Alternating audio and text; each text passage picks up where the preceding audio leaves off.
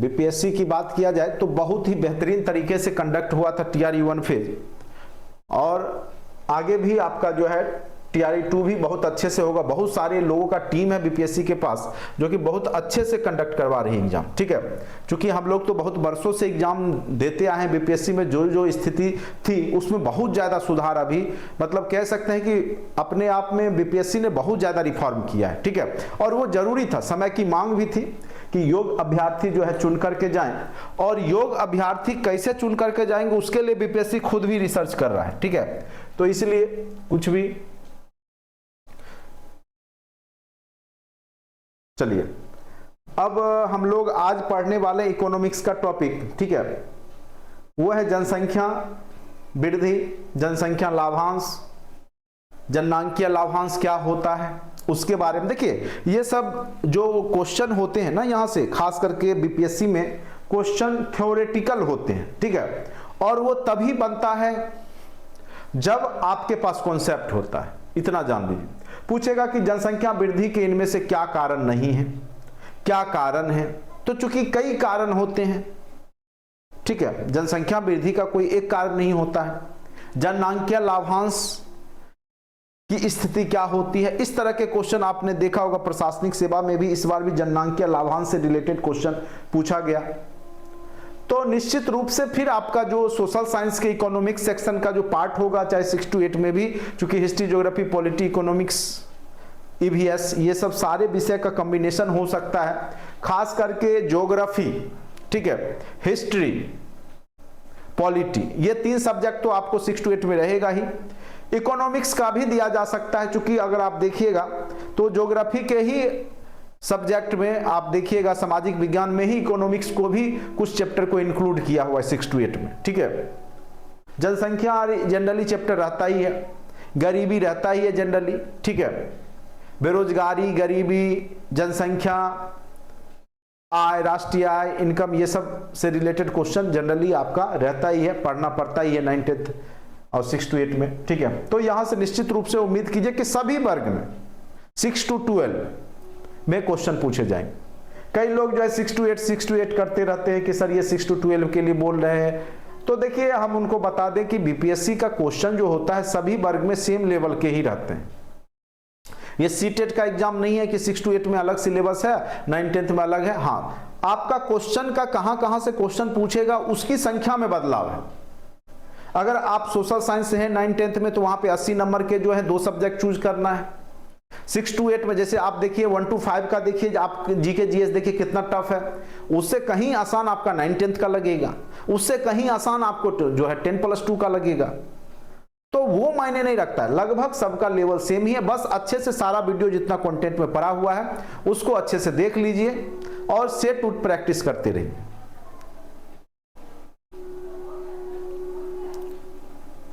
देखिए मुझे जहां तक कि लग रहा है, सिलेबस ऐसे आने दीजिए, कहीं कॉमन सिलेबस ना हो जाए। जिस प्रकार से 1 to 5 में था उसी प्रकार से हो सकता है कि 40 नंबर देके साइंस या सोशल साइंस अलग कर दे, या हो सकता है कि कंबाइंड रूप से ही ले ले। अब देखिए क्या करता है आयोग, वह उस पर रिसर्च टीम हो गया होगा मुझे लगता है, या वो नोटिफिकेशन आते के साथ आप लोग को पता चल जाएगा कि क्या क्या सिलेबस रहने वाला है, ठीक है। तो अभी ज़्यादा परेशान होने की आवश्यकता नहीं है। कई लोग नए जुड़े हैं तो उनको मैं बता दूं कि जितना कंटेंट में वीडियो पड़े हुए रहते हैं उसको आप देखते रहिए। फिलहाल कहां से क्वेश्चन आएगा, क्या आएगा वो मत सोचिए, बस ये सोचिए हमको नॉलेज गेन करना है, ठीक है। बाकी जो होगा वो पता चल ही जाएगा, उसके बाद फोकस किया जाएगा। अब उस सोच में अगर आप नहीं पढ़ते हैं तो आपका जो है आगे चल के परेशानी हो सकती। 40% तो सबका कॉमन है, 40 में तो जीके जीएस है, जीके जीएस में मतलब कुछ भी, मैथ है तो मैथ तो पढ़ना ही है। तो जो 40 है फिलहाल वही सही कर लीजिए, बाद बाकी आगे 80 में जो भी होगा देखा जाएगा, ठीक है। तो ज्यादा परेशान होने की जरूरत नहीं है। चलिए, जनसंख्या वृद्धि तथा जननांकीय लाभांश। अब देखिएगा अभी का सबसे बड़ा मेजर समस्या क्या होता है, जैसे पॉल्यूशन है, प्रदूषण है, जनसंख्या वृद्धि है, बेरोजगारी है, गरीबी है, यह समसामयिक मुद्दा है और इस पे निश्चित रूप से क्वेश्चन एग्जाम में पूछे जाएंगे। क्योंकि जिस प्रकार से देश की जो जनसंख्या वृद्धि हो रही है, आने वाले समय में संसाधनों की कमी होगी, और संसाधनों की कमी होगी, बेरोजगारी बढ़ेगा, बेरोजगारी बढ़ेगा तो गरीबी बढ़ेगा, जो कि देश के लिए एक जटिल समस्या बनती है। तो इससे रिलेटेड निदान पाने के लिए क्या क्या उपाय आज तक सरकार ने किया है, ठीक है।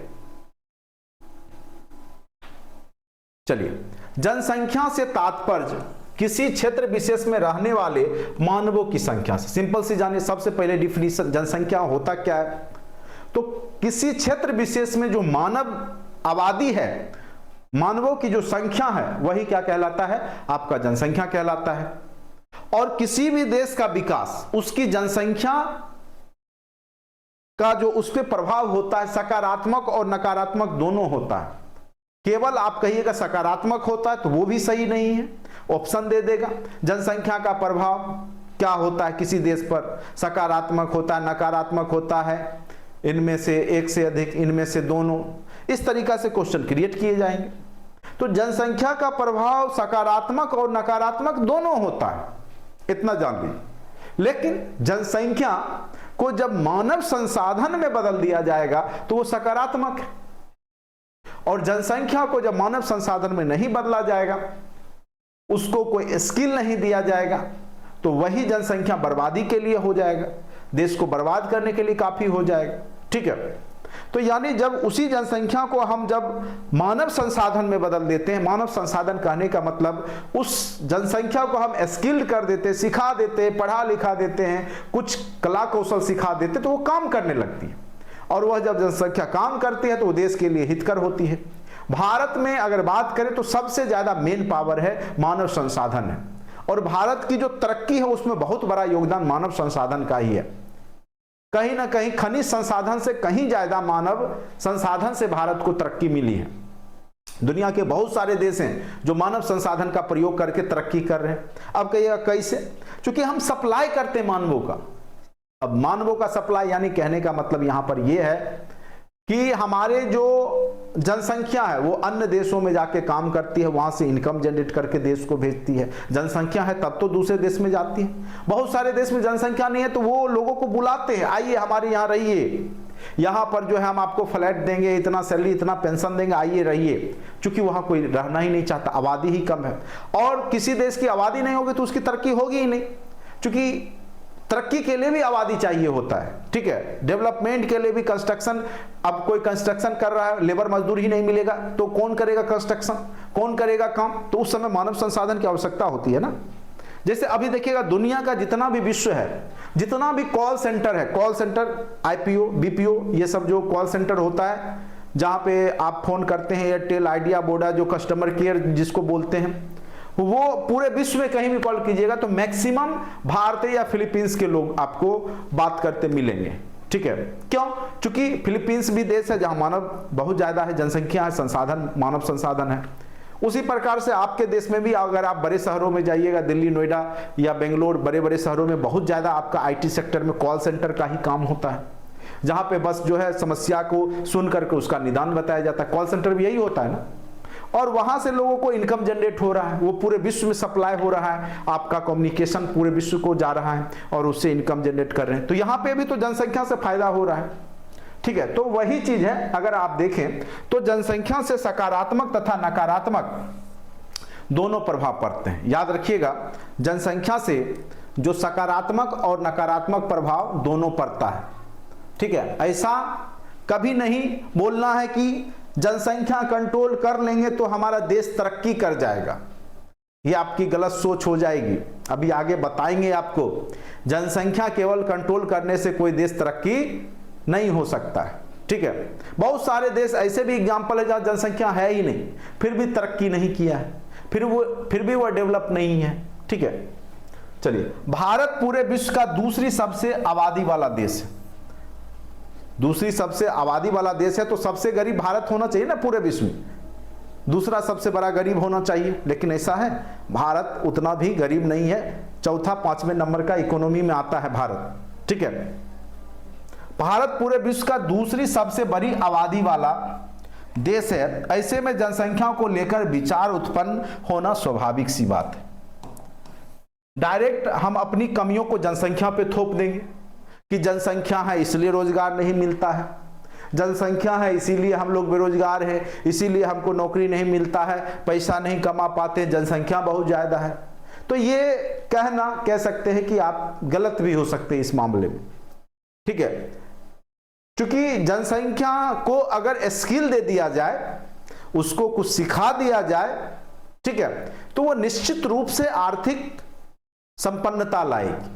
और उसको आप मूर्ख बना के रखिएगा, पढ़ाइएगा नहीं, कोई स्किल नहीं सिखाइएगा, तो निश्चित रूप से वह देश के लिए हानिकारक होगा। तो ये बात यहां पे आपको समझना पड़ेगा। अब देखिए जनसंख्या वृद्धि के क्या कारण है। तो कई लोग को लगता है कि जनसंख्या वृद्धि अपना जो है मन से लोग जनसंख्या बढ़ाते हैं, तो ऐसी बात नहीं है। जनसंख्या वृद्धि के कारण कई कारण हैं, ठीक है। सबसे पहला उसका कारण होता है भौगोलिक कारक। आप शीत कटिबंध वाले प्रदेश में चले जाइए, वहां के लोग अगर प्रयास भी करेंगे जनसंख्या वृद्धि करने का, तो वहां जनसंख्या वृद्धि नहीं हो पाएगा, ठीक है, क्योंकि वहां का क्लाइमेट ही नहीं है, फर्टिलाइजेशन होता ही नहीं है, बहुत कम, ठीक है। लेकिन भारतीय जो आप देखिएगा यहाँ का जो कटिबंध है, जो भारतीय जो उष्ण कटिबंधीय क्षेत्र है, ठीक है, आप देखते होंगे ठंड महीना में पेड़ पौधे क्या होते, सिकुड़ जाते, बढ़ेंगे नहीं, फलेंगे नहीं। और वही जब आप देखते हैं बरसात में उष्ण कटिबंधीय जब माहौल होता है, तो देखिए जंगल झाड़ कितने फल फूल जाते हैं, ठीक है। तो उसके लिए वो वातावरण तैयार हो जाता है, जस्ट लाइक आप कह सकते हैं मानव का भी है कि उसको अगर उस तरीका का वातावरण मिलेगा, फर्टिलाइजेशन वाला वह स्थिति मिलेगा, तो स्वतः ही जनसंख्या वृद्धि होती है, ठीक है। तो भौगोलिक कारक, उष्ण कटिबंधीय क्षेत्र में जनसंख्या के वृद्धि अनुकूल वातावरण है, और भारत उष्ण कटिबंधीय देश में आता है। यह भी बहुत बड़ा कारण है कि भारत की जनसंख्या तीव्र गति से बढ़ती है, ठीक है। तो पहला कारक है। कई बार पूछेगा इनमें से कौन से कारक जनसंख्या वृद्धि के नहीं हैं, ऑप्शन दे देगा। और जब तक आप अच्छे से नहीं समझ के जाइएगा, तब तक ये सब क्वेश्चन आपको बनेगा ही नहीं, कंफ्यूज हो जाइएगा, ठीक है। तो ये भी कारक है आपका जनसंख्या वृद्धि का भौगोलिक कारक, ठीक है। दूसरा है धार्मिक अंधविश्वास, ठीक है। कई धर्म में, चाहे हिंदू हो चाहे इस्लाम हो, दोनों धर्म में आप देखिएगा ये अंधविश्वास है। अब देखिए हिंदू धर्म में क्या है कि बोलेगा जब तक उसका पुत्र प्राप्ति नहीं होगा, जब तक पिता को पुत्र अग्नि नहीं देता है, तो उसको मुक्ति नहीं मिलता है। अब इस कारण से कई व्यक्ति को पुत्री हो रही है 6, 7, 8, 10, 12 हो गया, पुत्र के इंतजार में। तो यहां पे क्या है, धार्मिक अंधविश्वास है। इस्लाम धर्म में क्या है, उसमें जो है जनसंख्या वृद्धि या पुत्र हो गया, पुत्री जो भी है, उसको अल्लाह की देन समझते हैं। वो उस पर जो है पाबंद नहीं करते, रोक नहीं लगाते या कोई उपाय नहीं करते हैं। तो धार्मिक कारण भी है, धार्मिक अंधविश्वास। तो ये धर्म सभी धर्म से जुड़ा है, किसी प्रॉपर धर्म को क्रिटिसाइज करना ये गलत बात है। कई बार मैं देखता हूं समाज में लोग किसी प्रॉपर धर्म को क्रिटिसाइज करते हैं। हाँ देखिए उसके पीछे कारण है क्या, उसका बगल वाला अशिक्षा। सभी धर्म में पढ़े लिखे लोग हैं, सभी धर्म में अनपढ़ लोग हैं। जो अशिक्षित लोग हैं ना, वो जनसंख्या बढ़ाते हैं। शिक्षित लोग जो होते हैं, जो समझदार होते हैं, अब कहिएगा शिक्षा का बहुत बड़ा कह सकते हैं मापक होता है, उतना डिटेल्स में नहीं जाऊंगा, लेकिन अशिक्षा के कारण भी आपका क्या होता है, जनसंख्या वृद्धि होती है। अगर आप शिक्षित नहीं, आप देखिएगा जनरली जो शिक्षित परिवार है वो जनसंख्या हम दो हमारे दो रखेगा, किसी भी जाति धर्म का है उससे हमको कोई मतलब नहीं है। आप देखिएगा जनरली वही होता है, ठीक है। तो अशिक्षा के कारण भी जनसंख्या वृद्धि बहुत ज्यादा होती है। उसके बाद है गरीबी। अब देखिए गरीबी क्या है कि गरीबी जनसंख्या को पैदा कर देती है। मानसिक स्थिति जो होती है गरीब लोगों को, सबसे पहला तो ये गरीब जो होते हैं वो अशिक्षित होते हैं। दूसरा नंबर कि उनके पास जो है स्वास्थ्य सुविधा का अभाव होता है, ठीक है, या कह सकते हैं कि जो उपाय है उसके बारे में जानकारी नहीं है, ठीक है। चिकित्सा जो मिलना चाहिए, जो इनको होना चाहिए, वो नहीं मिल पाता है। उसके बाद इनके अंदर ये भी मानसिकता होती है कि ज्यादा से ज्यादा अगर हमारे पास पुत्र होगा तो वो ज्यादा से ज्यादा हमको कमाई करके देगा, ठीक है। वो उस पर खर्च करने की नहीं सोचते हैं, केवल इनकम के बारे में सोच लेते हैं कि ज्यादा होगा तो ज्यादा हमारा जो है परिवार अच्छे से चलेगा, ठीक है। उसके बाद स्वास्थ्य सेवाओं में सुधार, जो मृत्यु दर होता है अगर वो घट गया तब भी जनसंख्या बढ़ता है। और स्वास्थ्य सुविधाओं के अभाव में भी होता है। ये दोनों कारण है। स्वास्थ्य सेवाओं में सुधार हो गया तो मृत्यु दर घटेगा, तो जनसंख्या बढ़ेगा। दूसरा, स्वास्थ्य सुविधा का अभाव हो गया, ठीक है, तो उस स्थिति में भी जनसंख्या बढ़ जाएगा। अगर मान के चलिए परिवार नियोजन जो है के बारे में जानकारी नहीं है, वहां तक पहुंच नहीं है लोगों का, तो उस स्थिति में भी जनसंख्या वृद्धि हो जाएगी। तो दोनों कारण है, ठीक है। चलिए, अन्य कारण में महिलाओं की कमजोर स्थिति, ठीक है, पुत्र प्राप्ति की अनिवार्यता।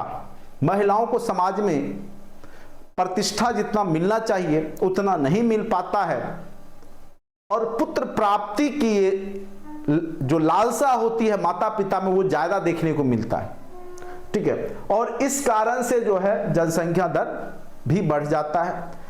और यह इसके पीछे कारण है कि महिला जो है वो सशक्त अभी तक आपके समाज में नहीं हो पाई है, ठीक है। अगर महिला सशक्त हो जाएगी, महिला खुद जो है पुत्र और पुत्री में भेदभाव करना कम कर देगी, और आप देखिएगा कि अगर आप समाज में हैं ही तो आप देखिएगा कि जो महिलाएं हैं खुद भी अपनी पुत्री को जो है उतना सम्मान, या कह सकते हैं जितना पुत्र को मानती है उतना महिलाएं जो है, जो उसकी माता है, अपनी पुत्री को नहीं मानती है। कहने का अर्थ है कि उसकी जो महिलाओं की जो मानसिक जो स्थिति है वो कमजोर है, ठीक है। उसको लगता है कि यह जो पुत्री है हमारे आगे चल करके जो है हमको परेशानी देगी, ठीक है, और पुत्र क्या करेगा, धन कमा के देगा। तो इस स्थिति में भी जो है लोग पुत्र प्राप्ति के चक्कर में जो है जनसंख्या वृद्धि कर लेते हैं। चलिए, अब देखिए परिणाम इसके क्या होते हैं। सबसे पहला परिणाम है गरीबी, दूसरा परिणाम है सामाजिक देश, ये क्या है, गरीबी, ये क्या लिख दिया है, सामाजिक देशों में वृद्धि बेरोजगारी। चलिए, सबसे पहला परिणाम क्या होगा, गरीबी, ठीक है, सामाजिक असमानता में वृद्धि हो सकता है, ये होगा, लिखा होगा, कुछ टाइप कुछ और कर दिया, मैंने लिख के दिया होगा कुछ और। बेरोजगारी, संसाधनों पर अधिक दबाव, सामाजिक संरचना पर अधिक व्यय, पर्यावरण प्रदूषण। जनसंख्या जहां आप देखिएगा ज्यादा रहेगा, शहर की क्या स्थिति होती है, कचरा से भरा पड़ा मिलेगा शहर, क्यों, चूंकि जनसंख्या ज्यादा है। सामाजिक संरचना जो होगा उस पर बहुत ज्यादा खर्च करना पड़ेगा, बेरोजगारी दर बढ़ जाती है, जो संसाधन चूंकि सीमित होता है तो संसाधनों पे दबाव बढ़ जाएगा। जैसे पेट्रोल है, जनसंख्या कम है तो कम यूज होगा, ज्यादा है तो जल्दी खत्म हो जाएगा, तो दबाव बढ़ जाएगा, गरीबी तो आएगी ही, ठीक है। और सामाजिक असमानता में भी वृद्धि आपको देखने को मिलेगा। उपाय क्या है कि स्वास्थ्य सेवाओं में सुधार। स्वास्थ्य सेवाओं में सुधार कैसे होगा, तो गर्भ निरोधक उपाय तक लोगों की पहुंच, इसके बारे में लोगों में जागरूकता होनी चाहिए। महिला अगर पुत्री हुई तो क्या, यह सोच होना चाहिए, महिलाओं को ही सशक्तिकरण करना चाहिए, उसी को पढ़ा लिखा करके एसडीएम, वीडियो अधिकारी या प्रोफेसर अच्छे अच्छे पोस्ट पे पहुंचाया जाए, ठीक है। तो धीरे धीरे महिलाओं के जो सोच में होगा, समाज में बदलाव आएगा। विवाह की उम्र में वृद्धि किया जाए, जो महिलाओं को कम उम्र में ही 18 वर्ष में ही विवाह कर, अब तो इसको भी बढ़ाया गया है, तो इसकी वृद्धि की जाए, उसको भी पढ़ने लिखने आगे बढ़ने का मौका दिया जाए। रोजगार के अवसर दिए जाए, सार्वजनिक भागीदारी में महिलाओं का पार्टिसिपेट भी होना चाहिए, ठीक है। क्योंकि महिला जब शिक्षित और सशक्त होगी तो स्वाभाविक है कि जनसंख्या कंट्रोल हो जाएगा। जान लीजिए, प्रधानमंत्री ग्राम सड़क योजना गांव को शहरों से जोड़ा जाए, इसके दो प्रभाव पड़ेंगे। हाँ देखिए, शिक्षित महिलाओं को आप देखिएगा कि उसके बहुत मैक्सिमम जाएगा तो 2 से 3, उससे ज्यादा वह जनसंख्या नहीं बढ़े। लेकिन जो मूर्ख महिला है, जो पढ़ी लिखी नहीं है, उसमें यह जानकारी का अभाव रहता है, ज्ञान नहीं रहता है, तो वहां पे आप देखिएगा ज्यादा जनसंख्या होता है। अब कहिएगा कि प्रधानमंत्री ग्राम सड़क योजना से क्या मतलब है, जब महिलाएं सड़क शहर की ओर जाएगी, पढ़ेगी लिखेगी, कॉलेज में जाएगी, तो स्वाभाविक सी बात है कि उनको जो है जानकारी होगी, ठीक है, उच्च शिक्षा में जाएगी, तो स्वाभाविक है, मान के चलिए 30-35 साल तक अगर वो पढ़ाई में ही लगी रह गई तो उसको आगे जनसंख्या बढ़ाने का मौका कम मिलेगा और उस स्थिति में उसकी जनसंख्या पर प्रभाव पड़ता है। यानी प्रधानमंत्री ग्राम सड़क योजना से भी प्रभाव पड़ता है। जब सड़कें जब जुड़ जाएगी गांव से तो वो हायर एजुकेशन में जाने लगेगी, उस संस्थानों में पढ़ने लगेगी और क्या होगा, उस स्थिति में शिशु मृत्यु मातृ दर भी घटेगी। और जनसंख्या नीति को अन्य सभी नीतियों से भी जोड़ना चाहिए, जैसे स्वास्थ्य नीति हो गया, पर्यावरण नीति हो गया, खाद्य सुरक्षा नीति हो गया, अनचाहे बच्चों को रोकने हेतु परिवार नियोजन कार्यक्रम को विस्तार आवश्यक है, जैसे गर्भ निरोधक जो गोलियां होती है उसको निःशुल्क उपलब्ध कराना चाहिए, जन जागरूकता बढ़ाना चाहिए। तो ये सब से क्या हो जाएगा, जनसंख्या कंट्रोल हो जाएगा। इन उपायों के अतिरिक्त जनसंख्या नीति जो 2000 में लाया गया था उसको सही ढंग से लागू किया जाए। तो कई बार पूछेगा कि जनसंख्या नीति कब लाया गया था, तो 2000 ईस्वी में। ठीक है, जब 2000 में लाया गया तो आप देखिएगा जनसंख्या बहुत तेजी से घटा। पहले क्या था रेशियो 1991 में जो वार्षिक वृद्धि दर था जनसंख्या का वो 2.4% था। 1991 से 2001 के बीच में जो वृद्धि था जनसंख्या का 2.4%। वहीं अगर 2001 से देखा जाए तो यहां पर जो 2001 में 2.1% वार्षिक वृद्धि और वहीं 2011 के बाद देखा जाए तो 1.74 वार्षिक वृद्धि हुआ है जनसंख्या का। यानी धीरे धीरे जनसंख्या की वृद्धि क्या हो रही है, घट रही है, जो इस बात का सूचक है कि जो आपका जनसंख्या नीति आई, ठीक है, वो इसका प्रभाव यहां पर देखने को मिला। आगे चल करके जनसंख्या के बारे में पढ़ेंगे कि जनसंख्या जनगणना के बारे में पढ़ेंगे, वहां से भी क्वेश्चन पूछे जाते हैं। तो 2011 में जो जनसंख्या का वार्षिक वृद्धि था वो 1.74% था, याद रखिएगा। ठीक है, अब चूंकि बिहार से आप जुड़े हुए हैं तो बिहार से रिलेटेड क्वेश्चन यहां पूछ सकता है। बिहार जैसे राज्यों में जनसंख्या वृद्धि दर आज भी राष्ट्रीय औसत से अधिक है। जहां राष्ट्रीय औसत कितना 1.74 है, वहीं अगर बिहार की बात करें तो बिहार में जनसंख्या वृद्धि दर कितना है, 2.5% है। कितना वृद्धि दर है, यानी 100 लोग में ही नेक्स्ट ईयर में 102.5 हो जाते होंगे, मतलब यह रेशियो है वृद्धि का। 2011 की जनगणना के अनुसार भारत की कुल संख्या में नौजवान जनसंख्या की भागीदारी कितना है, तो 63.5% लोग भारत में जो है नौजवान हैं। आप सोच सकते हैं, यानी नौजवान इसीलिए हैं क्योंकि जनसंख्या वृद्धि तीव्रतम है। अब हम लोग समझेंगे जो शब्द आ रहा है वो आ रहा है आपका जननांकीय लाभांश। जननांकीय लाभांश क्या है, ठीक है, जननांकीय लाभांश एक प्रकार की जनसंख्या की वह स्थिति है जिसमें जनसंख्या से देश को फायदा होता है, नुकसान नहीं होता। जननांकीय लाभांश का मतलब क्या है, जनसंख्या का फायदा, जनसंख्या होने का फायदा। ठीक है,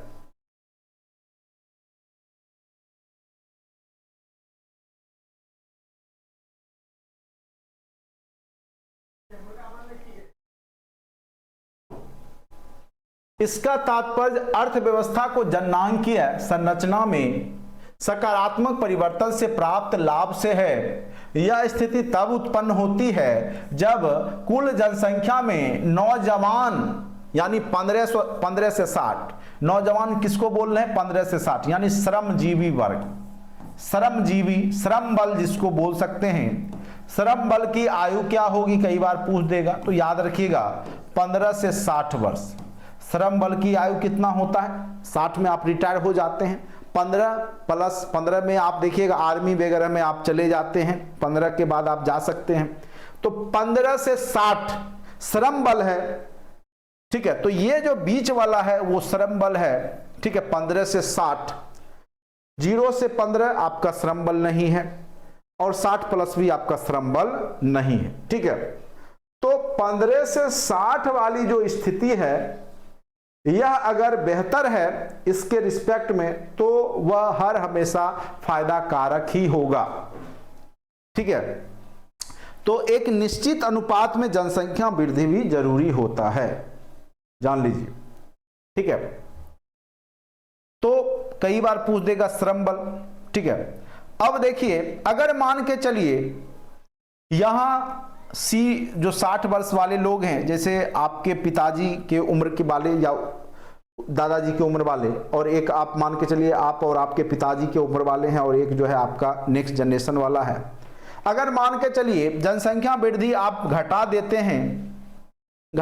हैं, मान के चलिए अभी जो जनसंख्या है मान के चलिए 100 है, अभी फिलहाल आपकी जनसंख्या 100 है, और आप घटा के इसको 50 पे ले आए, और उससे पहले जो जनसंख्या है मान के चलिए कुछ भी है, उससे हमको कोई मतलब नहीं है। अगर मान के चलिए 100 वाला जनसंख्या जब 60 प्लस के आयु में जाएगा तो वो यहां जाएगा, तो 100 यहां हो गया, ये जनसंख्या यहां आ गया, और ये जनसंख्या मान के चलिए ये और भी घटा दिया, ये 25 ही किया आगे जनसंख्या, तो ये आ गया। अब देखिए क्या हुआ कि 25 लोग और 100 लोगों को बाहर किस पे पड़ गया, तो 50 लोगों को कमा के खिलाना पड़ेगा। जो 50 लोग हैं उनको कमा के खिलाना पड़ेगा 100 और 25, 125 लोगों को, ठीक है। अगर यहां पर 100 लोग रहते तो 100 लोगों को खिलाना होता 125 लोगों को, तो उस स्थिति में स्थिति बेहतर होती। तो कहने का अर्थ है यहां पर कि अगर आप जनसंख्या को घटा देते हैं एक निश्चित रेशियो से, तो वो भी आपको हानिकारक ही सिद्ध होता है। आज देखिए चीन पहले जनसंख्या नियंत्रण किया, और अब वहां पे क्या है, कानून बनाया गया है। पहले क्या बनाया गया था, हम दो हमारे एक था, या हम दो हमारे दो ही था शायद, ठीक है। अब वहां पर है कि चूंकि वहां पे जो नवयुवक थे, युवा पीढ़ी वो घट गई, और उसका असर वहां के कल कारखाने, वहां का जो फैक्ट्री है उस पर पड़ने लगा। वहां का जो ग्रोथ था जीडीपी वो स्टैटिक हो गया, फिक्स हो गया, बढ़ नहीं रहा है, और दिनों दिन घटते जा रहा है उस रेशियो में, ठीक है। तो वहां की सरकार ने फिर फ्री कर दिया कि चलो भाई अब जनसंख्या नियंत्रण कानून फिलहाल के लिए जो है मुक्ति दे दिया गया है चीन में। अब वहां जनसंख्या नियंत्रण नहीं है फिलहाल, लेकिन कुछ दिन पहले जनसंख्या वहां पे था, कंट्रोल था, ठीक है, वहां पे नियम बनाया गया था। तो एक ये होता है कि आप खूब ज्यादा कंट्रोल भी कर लेंगे तो वो भी देश के लिए हानिकारक है, और खूब ज्यादा बढ़ा लिए तो भी वो हानिकारक है। इसीलिए एक निश्चित अनुपात में जनसंख्या वृद्धि भी होते रहना चाहिए, ठीक है, वह देश के लिए हानिकारक नहीं होगा। और साथ साथ उस जनसंख्या को हमको किस में बदलते रहना है, मानव संसाधन में, यानी उसको स्किल देना है, उसको ट्रेंड करना है। नए नए कुशल युवा प्रोग्राम के माध्यम से आप देखते होंगे प्रधानमंत्री कौशल विकास योजना है, मुख्यमंत्री कौशल विकास योजना है, जिसके माध्यम से आप देखिएगा कि तरह तरह के स्किल सिखाए जाते हैं, और वह इसलिए सिखाया जाता है कि आगे चल करके उसको रोजगार मिले, चाहे वह बीपीओ में काम करे, कॉल सेंटर में काम करे, कहीं पे। वर्ष 2011 के जनगणना के अनुसार कुल जनसंख्या में नौजवान जनसंख्या की भागीदारी 63.4 थी, जो कि पूरे विश्व में सबसे ज्यादा है। और सोचने वाली बात यह है कि औसत उम्र जो जनसंख्या है उसका 24 वर्ष है, यानी बिल्कुल युवा देश है आपका भारत। अगर विश्व में देखा जाए कि सबसे युवा देश कौन है, तो वह भारत है आपका, सबसे युवा देश है, यानी सबसे ज्यादा जनसंख्या में युवाओं की भागीदारी है, ठीक है। और इसीलिए अभी जनसंख्या आपका हानिकारक नहीं है, जान लीजिए। इसीलिए पहले क्या था, कंट्रोल करने की बात चलती थी, लेकिन अब 2045 तक फ्री कर दिया गया। 2045 तक अब जनसंख्या कंट्रोल करने के बारे में भारत नहीं सोचेगा, उसके बाद देखा जाएगा, ठीक है। अब कुछ भी हो रहा है उसमें सरकार क्या करेगी, लूट हो रहा है तो आप लोग करवा रहे हैं। आप पढ़ने नहीं जाते हैं, आप उसको ट्रेनर को बोलते नहीं है पढ़ाने, आप सही से शिकायत कीजिए, आगे कीजिए, बहुत सारा उपाय है, सब गलती आबादी का है, ठीक है। चलिए, बिहार का तो और भी है, 20 वर्ष ही है औसत आयु बिहार के लोगों का, जो युवा पीढ़ी है उसकी औसत आयु, तो बिहार तो और युवा राज्य हो गया। यूपी का 21 है, तमिलनाडु का 31 वर्ष है, ये औसत आयु है युवाओं का, ठीक है, यानी सब युवा का आयु जोड़ लीजिए, उसमें भाग दे दीजिए टोटल जनसंख्या, औसत आयु। तथा इसके आधार पर दक्षता विकास कार्यक्रम तथा परीक्षा का आयोजन किया जा रहा है। बिहार सरकार द्वारा भी इस प्रकार के आयोजन किए जा रहे हैं, जैसे 7 निश्चय योजना, कई बार पूछेगा 7 निश्चय योजना कब आया, कब लागू किया गया। फिलहाल 7 निश्चय 2.0 क्या है, कौन कौन से 7 निश्चय हैं, इनमें से कौन 7 निश्चय नहीं है। आज मैं वीडियो देखा बीपीएससी टीचर का, मुझे बहुत ही ग्लानि होने लगी कि आखिर बीपीएससी टीचर हो करके उनको ये नहीं पता था कि बिहार में कितना जिला है, बिहार के गृह मंत्री कौन है, या बहुत सारा वीडियो अभी आ रहा है, बहुत सारे पुरुष और महिला दोनों हैं। अब पता नहीं किस प्रकार से बीपीएससी में सफल होकर आ गए हैं, किस रीजन से आए हैं, लेकिन उनको ये नहीं पता है तो क्या उनको 7 निश्चय पता होगा? मुख्यमंत्री, जो माननीय मुख्यमंत्री जी का जो योजना है वो पता होगा? जिनको जिला नहीं पता है क्या उनको ये पता होगा? निश्चित रूप से नहीं होगा। लेकिन एक देश या किसी भी राज्य के कह सकते हैं एक जागरूक नागरिक को सरकार की योजनाओं के बारे में पता होनी चाहिए। एटलीस्ट जो फेमस योजना है, मुख्य योजना है, उसके बारे में तो पता होना ही चाहिए। ठीक है,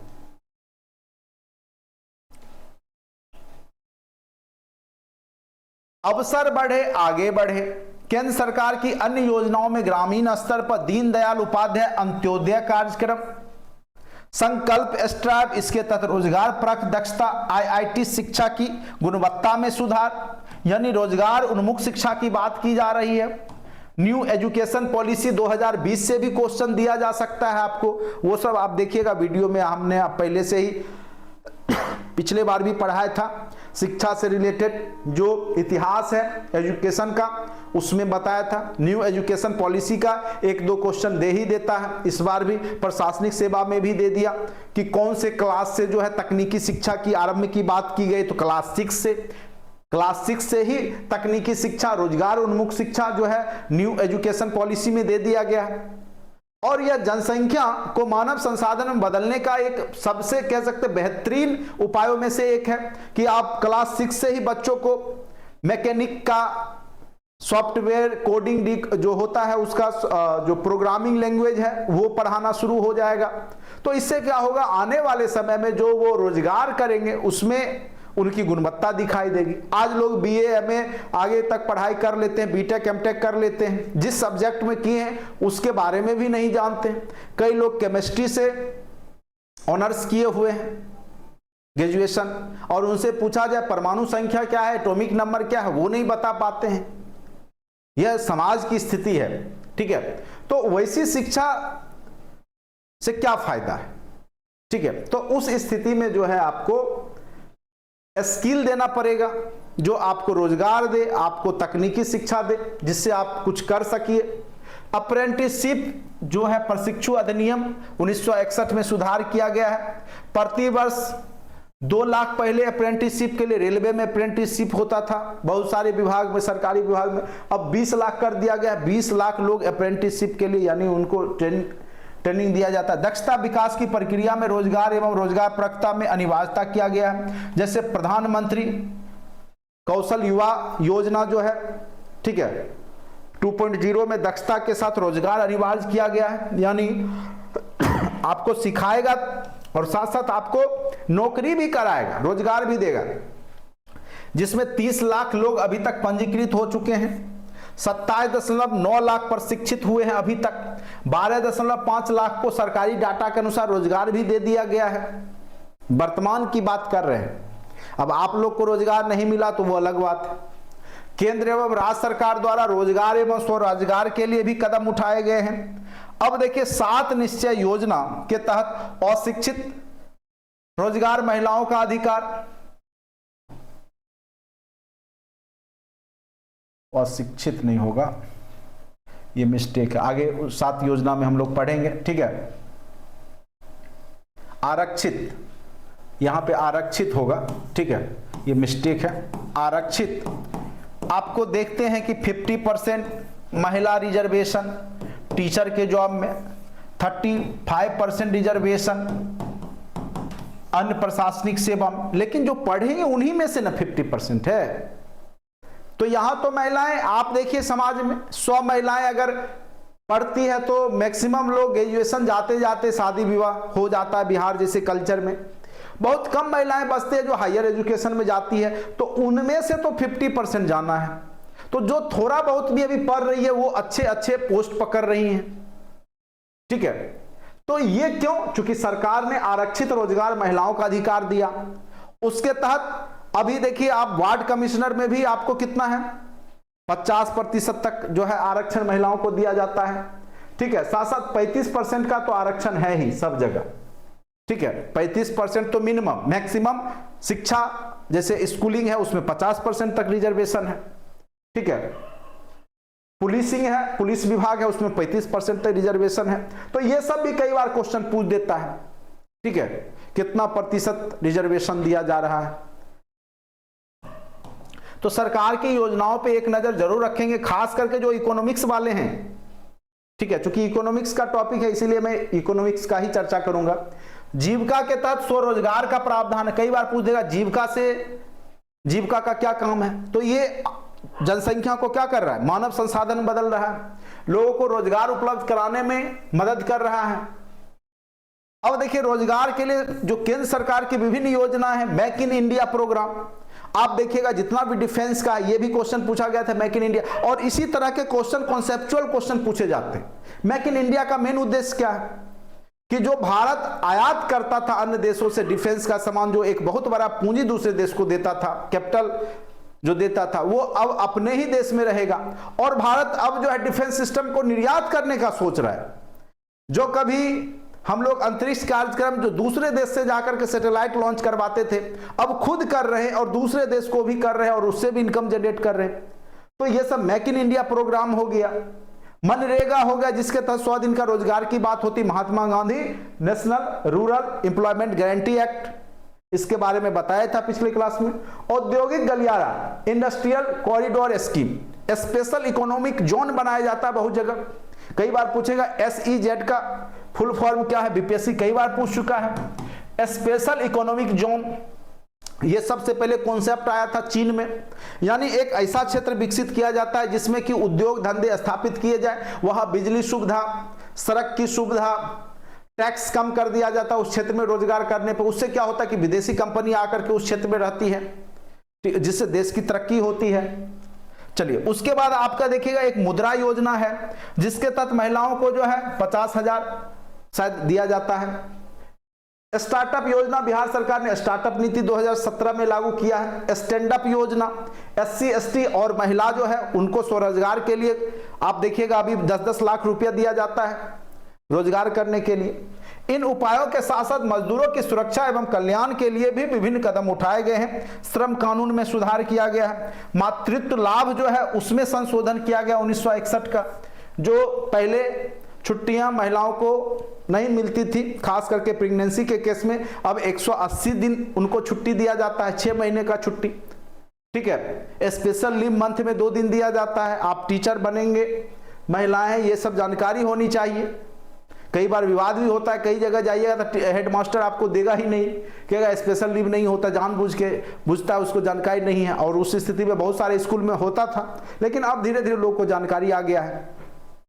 प्रधानमंत्री श्रम योगी मानधन योजना, असंगठित क्षेत्र में पेंशन, जो आपका UAN नंबर होता है, यूनिवर्सल अकाउंट नंबर, जिसमें कुछ रकम आप जब जमा करते हैं उसका दुगुना आपको सरकार लौटाती है।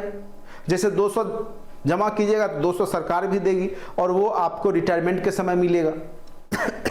पेंशन खाता, ठीक है। तो इसलिए किया कि जो असंगठित क्षेत्र में काम करते तो उनको भी भविष्य का ज्यादा चिंता नहीं हो, कुछ सेविंग रहे जो कि वो भविष्य में कभी उनको मदद मिल जाए, इसलिए ये सब सरकार ने उपाय किया है। तो इस प्रकार से जनसंख्या लाभांश प्राप्त होता है, ठीक है।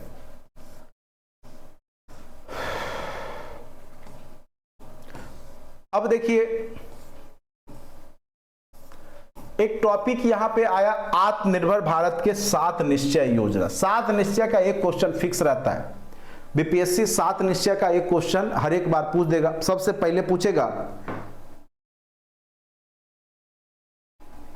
अरे प्राइवेट में नहीं, प्राइवेट का तो मन मर्जी चलता है ना, सरकारी की बात में बोल रहा हूं, सरकार की बात कर रहा हूं।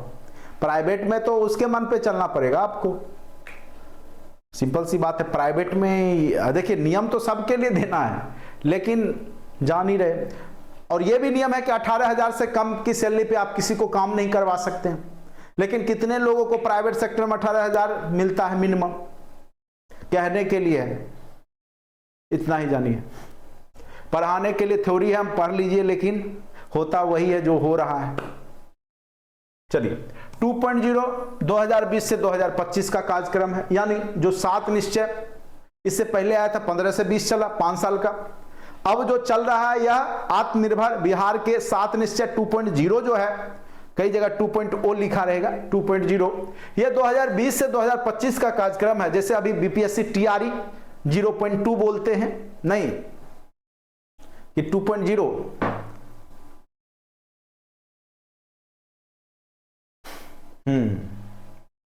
350 रुपया का रोज तो कहां हुआ, तब तो 10,000 हुआ ना। चलिए, तो ये कब शुरुआत हुआ? तो 2020। ये क्वेश्चन पूछा हुआ है, पूछ सकता है बीपीएससी फिर।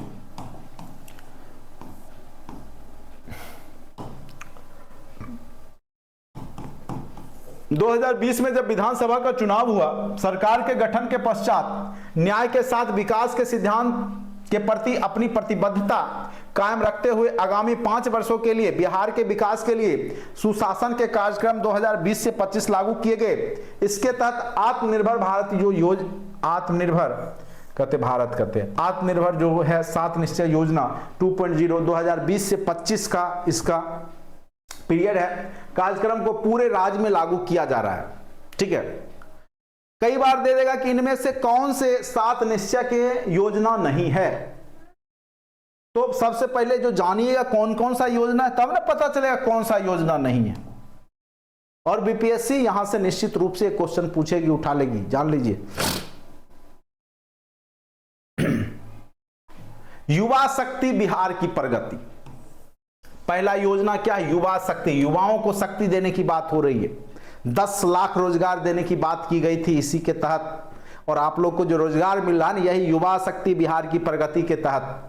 दूसरा, सशक्त महिला, सक्षम महिला। महिलाओं को सशक्त करने के लिए बहुत सारी महिलाओं की योजनाएं बनाई गई है, आगे उसकी भी चर्चा करेंगे। हर खेत तक सिंचाई का पानी, पहले आपके घर तक क्या था? हर एक घर तक नल का जल 1.0 का था। अब क्या है? हर एक खेत तक सिंचाई का पानी, यानी पहले घर तक पहुंचाया गया, अब हर खेत तक पहुंचाया जाएगा 2020 से 25 तक में।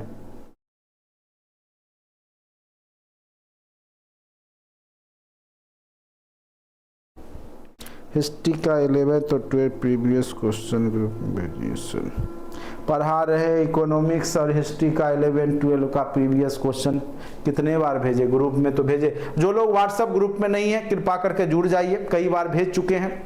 हाँ, नहीं तो बीपीएससी के साइट पर जाइए। क्वेश्चंस इतना भी दिमाग नहीं है तो कैसे टीचर बनिएगा? कितने बार बोल चुका हूं कि बीपीएससी के साइट पे क्वेश्चन पढ़ा है, आंसर की पढ़ा है, सब कुछ पढ़ा हुआ है, दिखाया भी हूं कई बार। वहां से जाके डाउनलोड कीजिए। इतना भी नहीं है तो आगे क्या आप टीचर बन के क्या कीजिएगा आप लोग? सिंपल सी बात। दिमाग को खोलिए, अब वो जमाना गया। जब तक सब कुछ अवेयर नहीं रहिएगा, अब आपको कोई चिट्ठी लिख करके प्रिंट करा के देने वाला नहीं है कुछ भी, जान लीजिए। आपकी अंतिम पीढ़ी चल रही है ये, आगे चल के सब कुछ तकनीकी ही होगा। सब काम में दूसरे पे डिपेंडेंट रहते हैं। प्रीवियस ईयर के क्वेश्चन जो है आप डाउनलोड कर सकते हैं। स्वच्छ गांव समृद्ध गांव, स्वच्छ गांव समृद्ध गांव, यानी अब गांव को भी समृद्ध करने की बात है, स्वच्छता लाने की बात है। ठीक है, स्वच्छ शहर विकसित शहर, शहर को भी स्वच्छ तो रखना ही है, साथ साथ विकसित करके रखना है। स्मार्ट शहर बनाना है, स्मार्ट विलेज बनाना है। सुलभ संपर्कता, जो गांव तक जो सड़कें हैं वो बेहतर से बेहतर बन जाए। देखते होंगे चौड़ीकरण हो रहा है सड़कों का, 6 लाइन जगह जगह बनाए जा रहे हैं कि आपको यातायात में कहीं कोई दिक्कत नहीं हो। तो धीरे धीरे जो तरक्की हो गया तो और भी होगा ना।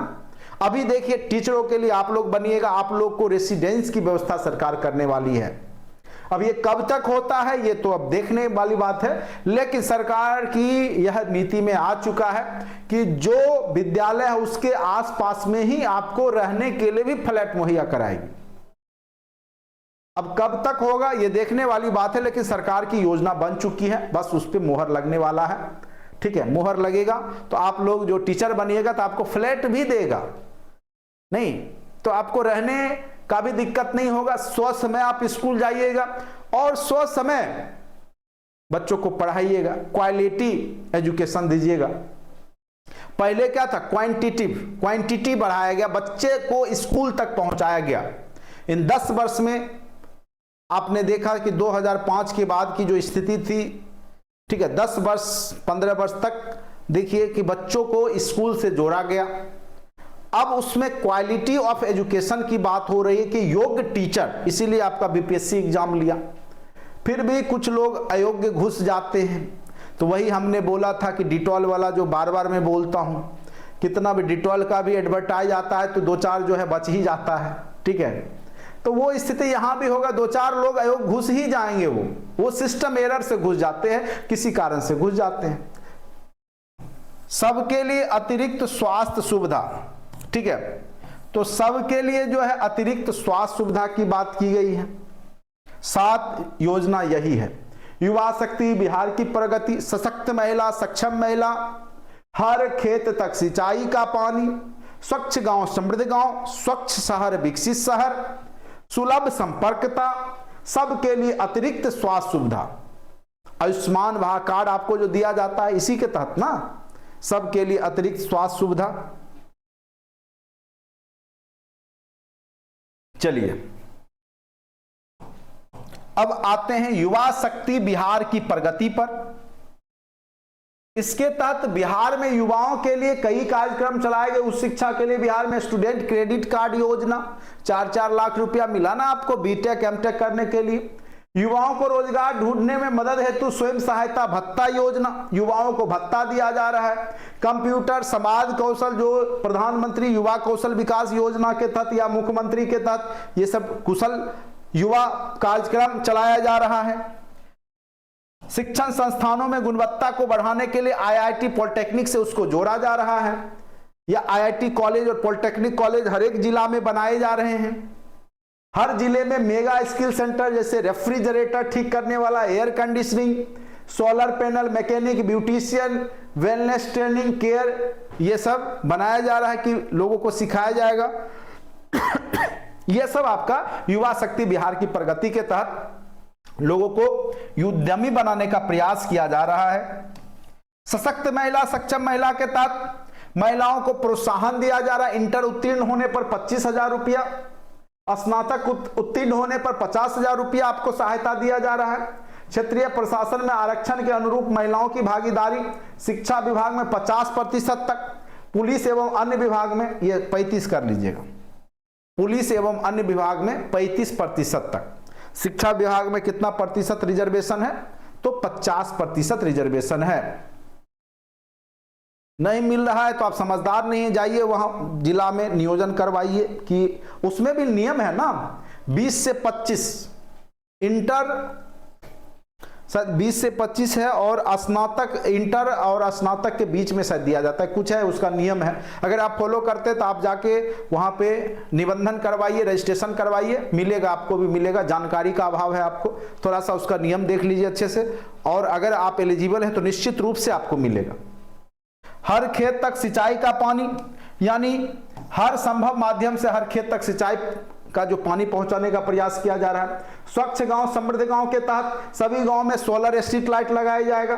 ठोस एवं तरल अपशिष्ट प्रबंधन के लिए आपको अलग अलग जो है बाल्टी दिया गया है, सब गांव में आप जाइएगा पता कीजिएगा, मिला हुआ है। पूर्व के निश्चय योजनाओं को जो है उसको रखरखाव करना है। पशु एवं मत्स्य संसाधनों का विकास करना है।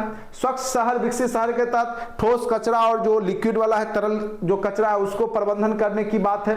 वृद्ध जनों के लिए जगह जगह जो आश्रय स्थल बनाए जाएंगे। शहरी गरीबों के लिए बहुमंजिले मकान बना करके उनको गिफ्ट किया जाएगा, दिया जाएगा, दिल्ली में दिया गया। सभी शहरों एवं महत्वपूर्ण नदी घाटी पर विद्युत शवदाह गृह जो अब जलाने वाला है, सब जगह इलेक्ट्रिक, कितना जो है जलावन जो है जलाएगा लोग, ठीक है, तो उसको इलेक्ट्रिक वाला जो है मशीन सब जगह लगाया गया है। मोक्ष धाम उसको कहा गया। जो गरीब लोग हैं वो जो है उनको स्मार्ट वाटर ड्रेनेज सिस्टम का विकास किया गया है। सुलभ संपर्कता, ग्रामीण पथों को आसपास जो भी गांव है वो शहरी जो पथ हैं उससे जोड़ना है, प्रखंड थाना अनुमंडल सबको जोड़ना है, ठीक है। उसके बाद आवश्यकता अनुसार फ्लाईओवर बाईपास आप देखिए बहुत ज़्यादा बनाए जा रहे हैं। उसके बाद सबके लिए अतिरिक्त स्वास्थ्य सुविधा और पशु स्वास्थ्य सुविधा के लिए भी बहुत जगह जो है पशु चिकित्सालय बनाए जा रहे हैं। और साथ साथ 8 से 10 पंचायतों पर पशु अस्पताल की व्यवस्था की गई है।